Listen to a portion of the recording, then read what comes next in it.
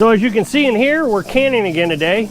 We got 20 pints of hamburger canning. Just so you know what it will look like, we're using Tattler lids. This is a reusable lid. It's not the metal things you buy at the store. You can buy these. A little bit of extra instructions on how to do that. Now I've got videos on all this in my playlist. So if you go to my channel, you can go to my playlist tab, and in there there'll be canning. Talks about Tattler lids, how to can hamburger, chicken, pork. I'm going to put a video at the end, a little card at the end of this video about how to can hamburger, since that's what we're talking about today. If you go ahead and click that for me, I really would appreciate it. It helps the algorithm realize that you like this video, so they'll promote it out to more people. So we went shopping the other day again, and we found some sales going on. The hamburger was at 12 something for 5 pounds, which was a pretty good deal.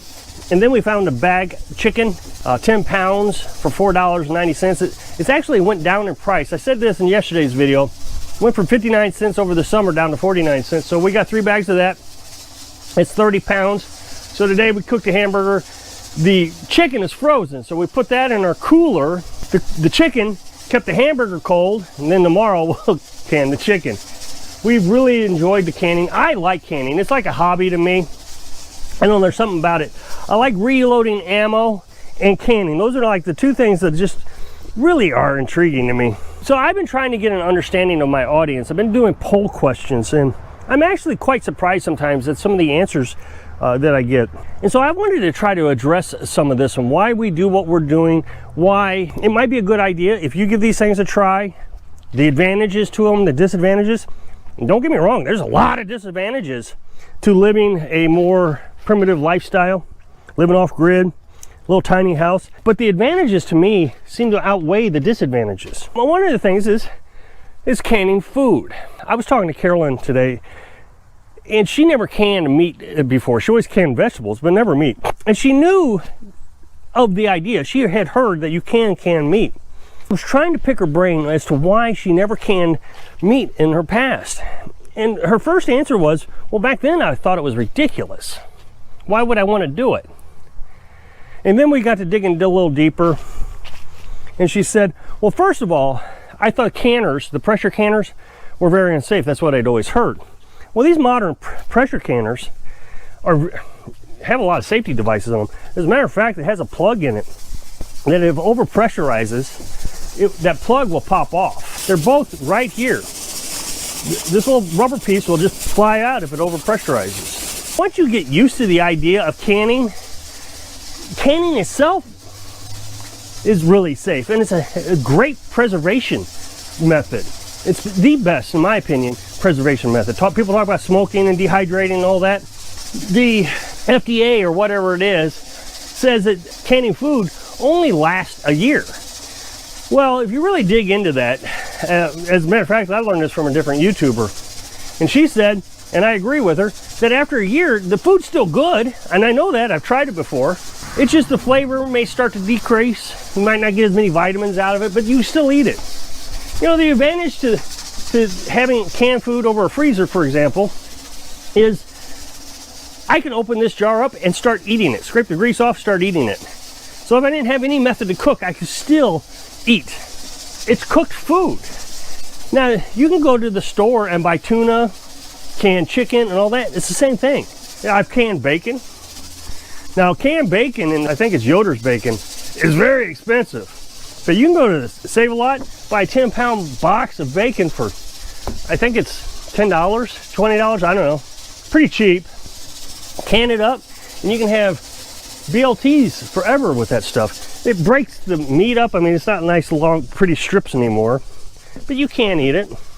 One of the things that Carolyn noticed, and I guess I never paid attention to it until after she said something, is the flavor is so much stronger on canned food. She made sloppy joes the other day with canned hamburger, and she noticed the real beefy taste from it. She had to get used to the idea that there was a stronger flavor to it. Everything gets locked in. It's super cooked, super heated, so you don't have to spend as much money on bouillon or better than bouillon. You really get a nice flavor out of it. Now, we do have that. We have better than bouillon. As I was digging into Carolyn's brain, we got to talking about freezing food. Freezing food has just become the standardized method of preservation. But there's a limited amount of time that you can freeze meat. and it starts to go bad, you know, freezer burn. And so let's just say it's a year. So canning food, you're going to get a longer preservation. I mean, there's not a lot of advantages to canning food. Somebody was saying you don't have enough storage space for stockpiling. Well, that's just not true. We have a ton of storage space for canned food. If I were to buy a freezer, I could put a freezer maybe here on the porch, one freezer.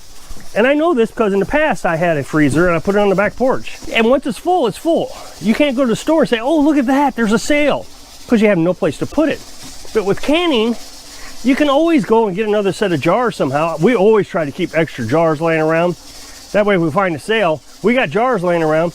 And as soon as we use those jars, I try to replace them. If I find them at Walmart.com or wherever, I'm always trying to replace them. I always try to get more Tattler lids. So I got enough Tattler lids to do every jar that we have. But here, I can store them anywhere. I can dig all kinds of holes around here and put food into. I can put trash cans in the ground. The biggest thing, I think, is loss of electricity. And this I bring up a lot in my videos. If we lose electric, well, first of all, we're not going to lose electric because we got solar panels. But if you lose electric, for any extended period of time, you're going to lose your meat. My grandparents lost 2 freezerfuls of meat one spring. The electric went out for 2 weeks. It was a bad storm. The East Coast a few years ago, I don't know, maybe 15 years ago, the entire East Coast shut down. So it is possible that large areas can lose electricity. Well, if you got freezerfuls of meat, in my grandma's case, 2 freezerfuls of meat, you're going to lose it all. But that brings me to the next point. I did a poll question the other day, and I said, do you shop around for cheap food prices? And I got a lot of people say, no, I don't shop around because you're going to waste all the savings on gasoline going from store to store to store to store. I don't guess I understand not trying to save money. I got to thinking about this. Carolyn is the best at trying to find bargains. She is absolutely the best. But I've been in relationships before, and they all seem to agree with me that you try to save money. You try to not spend money so you can have money to do the other things you want to do. Connecting the dots, in another poll question, I asked people why they're not living off grid or something like that. And they said they don't have money. That was like 60%. Well, why don't you have money? Because in my mind, if you don't have money, then you should be trying to find ways to save money, right? How come you're not trying to bargain shop? You know, I don't say extreme couponing. I mean, I've seen all that. A lot of people were sarcastic with me. Oh, what are you going to do? Extreme couponing? No. And you don't have to drive around. But in the day of the internet, so I had one guy actually argue with me. In the days of the internet, you can get online and say, okay, Walmart is selling beef for X price. This store is selling beef for X price. This store is selling beef for X price. Oh, maybe I'll get it from this store. Now, what this one person said, no, you can never count the accuracy of the internet. They're always wrong. Which brought me to another one who said, I actually buy my food online. That's right, you can buy food online. So the accuracy is there. The other thing is I see people taking shortcuts when it comes to food. I asked the question, do you cook home cooked meals?